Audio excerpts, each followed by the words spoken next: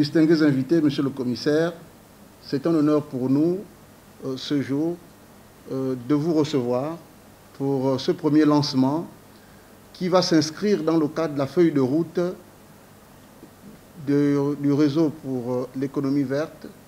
Et je voudrais que vous puissiez transmettre les remerciements d'Akewa Accélérateur au président de la commission qui a bien voulu vous autoriser à venir présenter la vision de la CEAC. Nous restons convaincus qu'Akewa Accélérateur est un incubateur qui accompagnera aux côtés des organisations de la société civile, à l'exemple de IDRC Africa, pour notre pays vers une croissance verte et inclusive. En cela, Monsieur le commissaire distingués invités, à vos titres, rangs et qualités, on voudrait simplement rappeler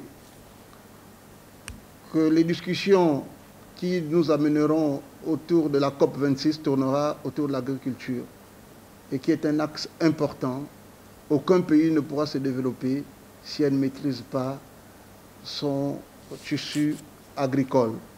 Et je me réjouis que les deux précédents intervenants vous ont présenté la chaîne de valeur ajoutée agricole. Je pense que c'est une réalité. Et nous allons travailler pour rendre cette réalité encore concrète. Parce que le potentiel environnemental est ici. Le potentiel agricole, il est ici. Et le potentiel humain. Alors, sans le savoir, les organisateurs, Akewa vient de démontrer que c'est de la réalité puisque nous y sommes. Le MISA, c'est un salon. On ne peut pas développer une chaîne de valeur, une économie, sans les outils de promotion. Et le salon fait partie des outils de promotion. Et cette innovation m'intéresse énormément. Voilà pourquoi, au nom de la CEAC, j'ai fait ce déplacement pour dire que pendant que vous êtes en train de réfléchir comment on va faire... Mais vous l'avez fait déjà avec le salon que vous avez créé. Alors, comment faire de telle sorte que ce salon-là grandisse, que ce salon-là devienne une entreprise, que ce salon-là soit au cœur de l'économie de l'agripreneur et que ça devienne un salon de l'Afrique centrale. Parce qu'il y a plusieurs salons, mais c'est la première fois qu'on a un mini-salon sur l'agripreneur. Donc, ces jeunes, quelle que soit leur formation, qu'elle soit une formation en marketing, en distribution, ils peuvent devenir des agripreneurs en regardant la chaîne de valeur que nous avons présentée. Et en travaillant sur la chaîne de valeur qui existe, comment à chaque étape, à chaque niveau de cette chaîne de valeur, les jeunes, quelle que soit leur formation, peuvent se positionner, apporter de l'innovation et faire de telle sorte que l'agriculture, qui est aujourd'hui le secteur promu par les États comme voie de diversification de notre économie. Vous savez, nos États, leur économie est basée sur les ressources naturelles. Alors maintenant, comment faire de telle sorte que l'agriculture occupe sa place? Parce que ça a toujours été ainsi. Et nos ancêtres l'ont prouvé avec le palmier à huile dont j'ai parlé. Voilà pourquoi, pour répondre à votre question, c'est une réalité.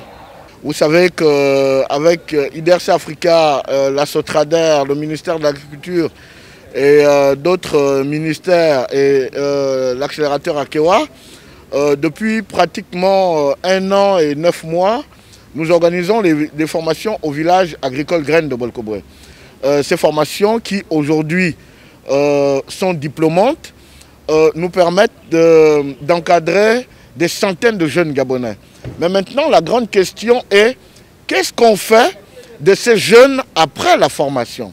Dans la mesure où la formation, c'est le gouvernement qui a initié la formation.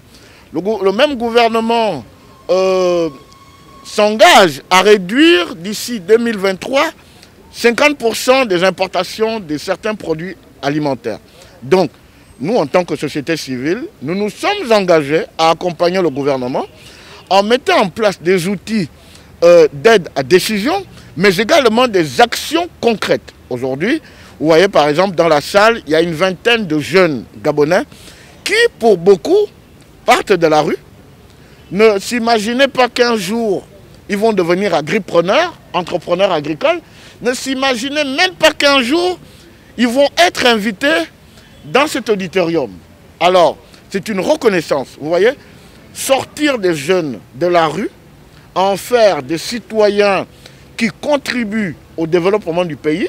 Aujourd'hui, la grande question est, maintenant que nous avons fait tout ce parcours, la société civile, j'entends, maintenant que le gouvernement, nous avons répondu favorablement à l'appel du gouvernement. Vous avez vu la semaine dernière, la coordinatrice, la représentante des Nations Unies, des agentes des Nations Unies, le représentant de la FAO, le représentant du PNUD, sont venus apprécier le travail qui a été fait par ces jeunes Gabonais, dont 65% sont des filles, mères. Vous avez des jeunes qui ont de 18 à 34 ans, qui aujourd'hui sont des agripreneurs. Maintenant, qu'est-ce qu'on fait? On les installe où? Quels sont les moyens qu'on met à leur disposition? Et je pense que l'organisation, le mini-forum de l'agriculture, le MISA qui est organisé aujourd'hui, est un complément, est une contribution encore de la société civile qui démontre combien de fois nous sommes engagés dans la diversification de notre économie, dans la sécurité alimentaire de notre pays. Alors déjà, je tiens à saluer cette initiative parce que ce que l'on constate aujourd'hui, c'est une société civile qui s'organise, c'est des jeunes entrepreneurs qui s'organisent, qui s'approprient les questions de société, notamment celles d'autosuffisance alimentaire, et qui ont l'ambition de s'aligner avec les objectifs de développement de l'État. Et on sait que le Gabon exerce un leadership fort, notamment en matière de développement durable. Dès lors qu'aujourd'hui nous arrivons à aligner ces intérêts, il y a fort à parier que nous réussirons à consolider une chaîne d'union à tous les niveaux, entre société civile, entrepreneurs, États et partenaires internationaux pour parler d'une seule voix et avoir des initiatives inclusives.